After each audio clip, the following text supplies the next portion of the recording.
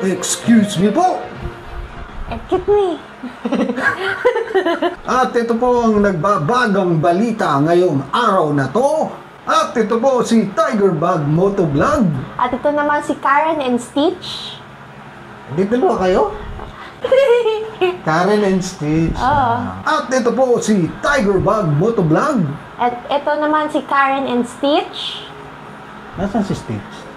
Ano sa kwarto? Okay. Kasama na natin. Ayoko, tulog. Tulog. Okay. At ang balita po natin ngayon ay motorcycle gear reviews dito sa Tiger Bug Motovlog. Kasama natin si Karen Stitch. Let's boogie! At ang i-review natin ngayon sa araw na to ay ang Ay, nalaglag. Spider Reboot 2. Ito yung Integra helmet. Yung ano ba yan? Open face helmet yan. Tapos sinasabi nila half face. Hindi po half face yun. Half face po yung hanggang dito lang. Open face, bukas po yung mukha. Kasi yung laging ginagamit ni Karen ay yung RXR, di ba? RXR helmet lang. So, syempre gusto naman natin talagang protected tayo. Dati naman talaga kaming Spider user. Kaya Spider, baka naman! So, bubuksan na natin, Karen? Ikaw nga mag-unbox, Karen. Ay, may nagalaw. Nagalaw. Wala guys. We live for the ride. We live for the ride. Yan, silver pa yung niya, yung lalagyan niya. Ito yung clear visor. Siyempre, nalaban na namin yan. Ito yung clear visor niya. Spider label. Sanan natin. Ito yung Team Spider. Spider helmet. Spider Integra. Alam niyo kung anong kulay nito? Ang kulay nito, Barbie. Barbie, yan. Barbie. Lilac. Kulay pink. Yan po yung pink version ng Integra. Tapos naka-iridium lens pa siya. So ayan, naka-iridium lens. Ganda, no?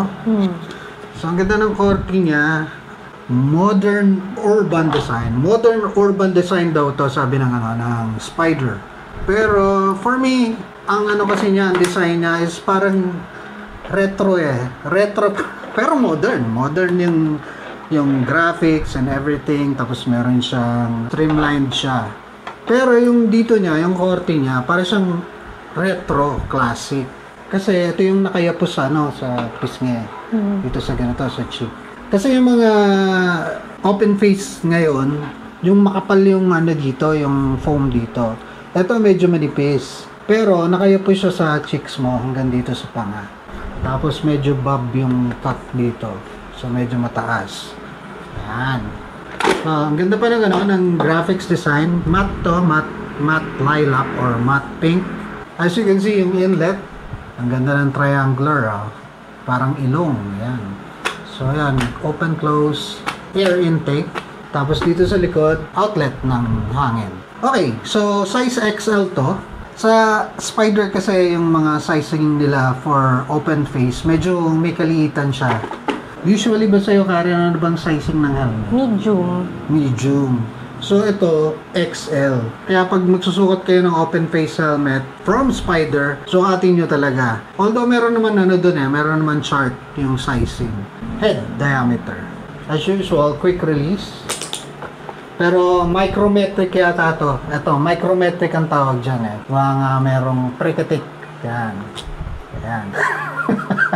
Tinan mo, micrometric. Tinan mo, marinig mo yan.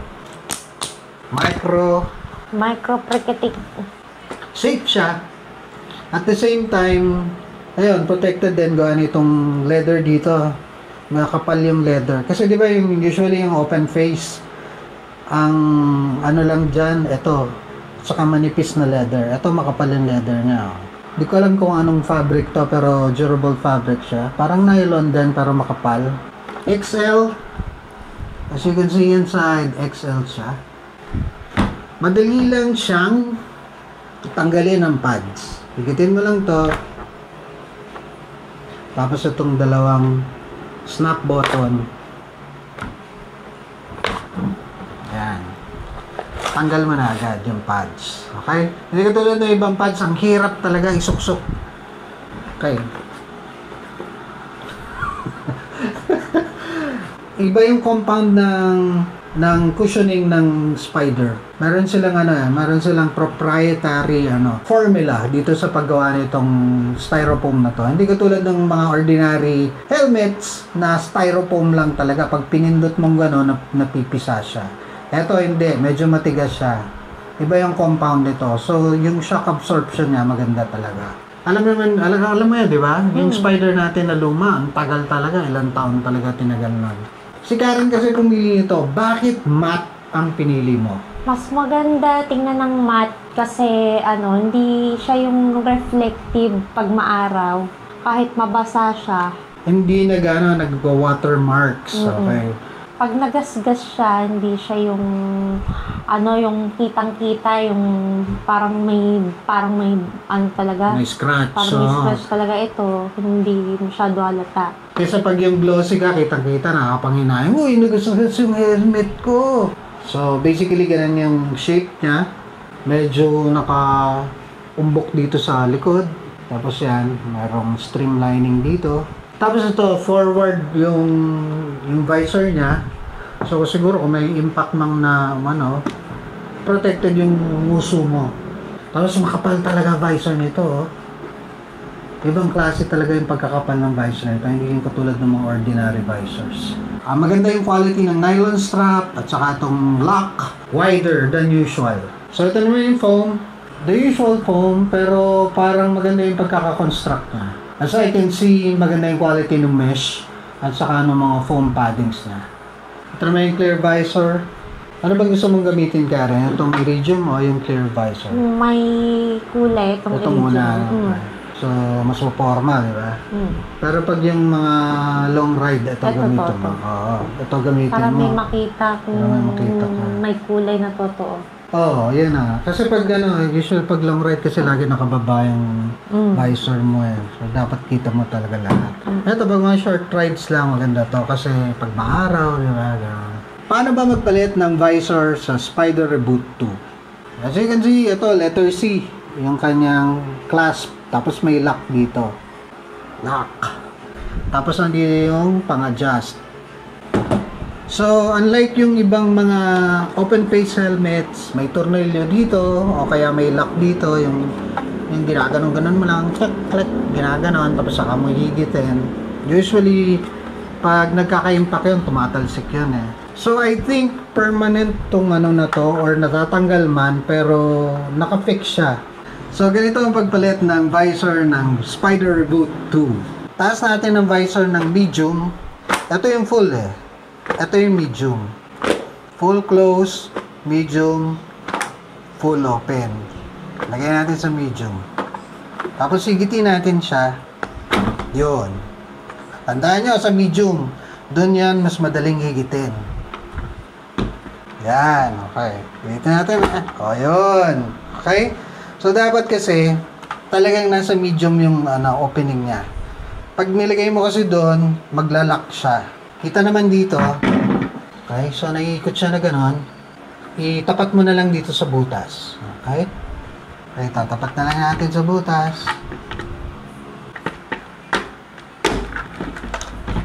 Yan. Yun. Okay, ito yung clear. O, diba? So, ayan. Yung tutorial natin kung paano magtanggal at magpalit ng visor. So, madali lang din balik itong foam padding. Itong inner liner. Sock. Tapat na lang doon. Snap. Snap. Tapos. O, try mo na, Karen. Ganda ng helmet ko, kulay pink. Yan. Ano? Pakiramdam. Mabigat? Ano siya, tamang-tama lang yung sukat sa akin. Tapos, hindi naman siya yung super bigat. May weight, pero hindi siya mabigat. So, one of the reasons kung bakit hindi dual visor yung ginawa namin is mabigat. Mabigat yung dual visor. Tapos, mas malaki yung shell niya. Kasi nga, para to give way for the visor at saka yung mga mechanical niya, na pang taas-baba nun. So, may additional weight talaga yan. O, diba? Astig!